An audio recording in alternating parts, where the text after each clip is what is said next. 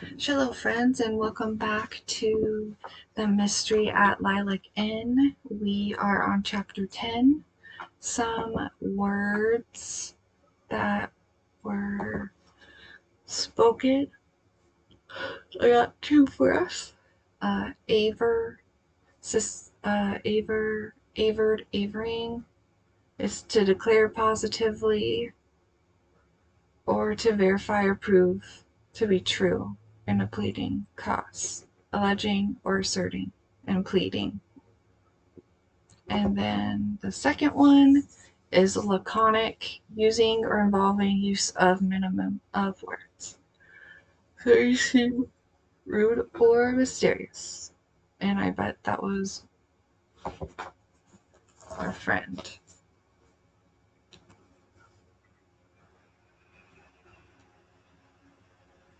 But without further ado, let's start chapter 10, Blue Pipes.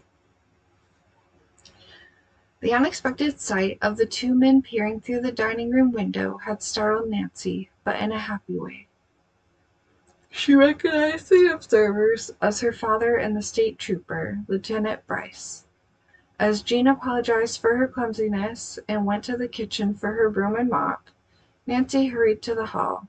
She greeted her tall, handsome father and the officer who had come to her rescue when her car was forced into the ditch.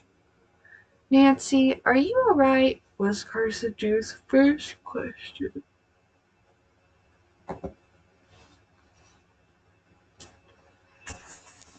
"Oh, just fine, Dad. What a nice surprise to see you," she kissed him affectionately. With a smile she added, "I didn't expect to see you again so soon, Lieutenant Bryce." The officer grinned. He explained that he had been assigned to investigate the cottage fire. When he arrived at Lilac Inn, he had met Carson Drew, who had just driven up. The two men were completing a quick tour of the grounds when they passed the dining room and looked in. Mr. Drew chuckled. "I thought I'd surprise you, Nancy, but I didn't expect to scare that waitress." "So many upsetting things have happened here, Dad," Nancy said. "I guess everyone's a bit nervous." Mr. Drew said that until he had met the officer in the parking lot, he had heard nothing of the trouble at Lilac Inn. The lieutenant mentioned last night's explosion and fire here. Then he asked if I were the father of the Nancy Drew who had the accident on the side road to Benton. "You haven't talked to Hannah?" Nancy asked. "Nope. I came directly here." Mr. Drew put an arm around his daughter. "I'm concerned about you." "I'm all right, Dad," Nancy insisted. "Really I am. By the way, have you talked to Chief McGinnis?" "Yes, that's another reason I came here," her father said. "I had to phone him on a legal matter. He told me that you found the charge plate and the envelope with your name on it. By the way, there were no helpful prints on either the plate or the envelope."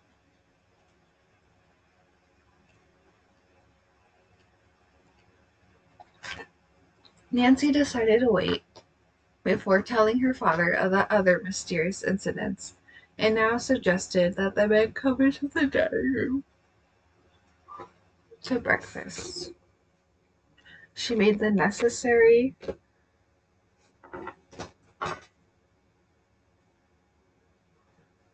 introductions. Pew, pew, pew, pew.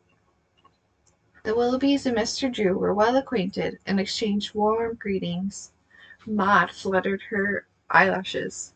"So you're the famous criminal lawyer," she said coyly. Carson Drew did not like flattery, but nodded politely. He congratulated Emily on her forthcoming marriage. When the men had finished eating, Nancy and her friends went with them to see the burned cottage. Emily told Lieutenant Bryce everything that had happened, but excluded the diamond theft. He rubbed his chin thoughtfully, then said, "All could be malicious pranks not connected with the explosion. On the other hand, they could very well be part of some big scheme." When the group reached the site of the burned cottage, they found John there. Nancy introduced him to her father and the police officer. After Lieutenant Bryce had probed the ruins of the cottage, Nancy and her friends gave him and Mr. Drew a full account of the previous night's events. When he heard of Helen's experience, Mr. Drew looked grave and suggested she return home. Helen shook her head. "I can't desert Nancy." The young sleuth smiled gratefully. Secretly, she longed to tell her father the rest of the story. The trip to Benton, the diamond turning up in her purse, the fake message from John, and her skin diving adventure. But all of these, Nancy realized, were related to Emily's stolen gems. Finally, Lieutenant Bryce announced, "I found fragments of what I am positive was a time bomb you heard ticking, Miss Drew. I'll send an explosives expert over to verify this, however." Carson Drew turned to his daughter. "Nancy, I wish I could stay here and help you work out this mystery.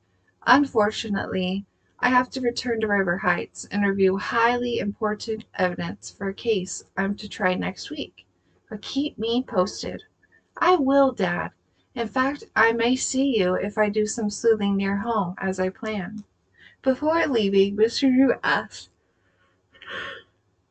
if Nancy if Nancy had come upon any leads to her impersonator. "Nothing definite, Dad," was all Nancy could in truth reply. The attorney then advised Emily to engage a guard to stand night duty. "I can recommend an excellent man," he said. "His name is Carl Bard." Emily agreed, and Mr. Drew went inside the inn to telephone him. He returned shortly and said Mr. Bard would report there later. "Fine," said Lieutenant Bryce, "and I'll have a squad car patrol the inn frequently. I suggest that no one venture out alone, especially at night, until this case is broken." "Goodbye." Were exchanged, and Nancy stood waving to her father as he drove off. Meanwhile, Helen and Emily had started for the patio. As Nancy hurried after them, she came to the tool shed. John had investigated it, but Nancy wondered if she might find some clue he had overlooked. The door was open. She went inside. Spades, hoes, rakes, and other similar equipment lined the walls. Nancy studied the array. "Just ordinary garden tools," she mused. Then suddenly she noticed a pad of notepaper lying on a bench. Nancy picked it up and turned the pages, which contained various notations for the gardeners. One item on the third page, in a different kind of printing from the other instructions, read, "Prune blue pipes near grove." "Blue pipes," thought Nancy, as she tore out the sheet. "Now what does that mean? Could it possibly be a code message or signal? I'll ask the gardeners." She left the shed and began to look for the men.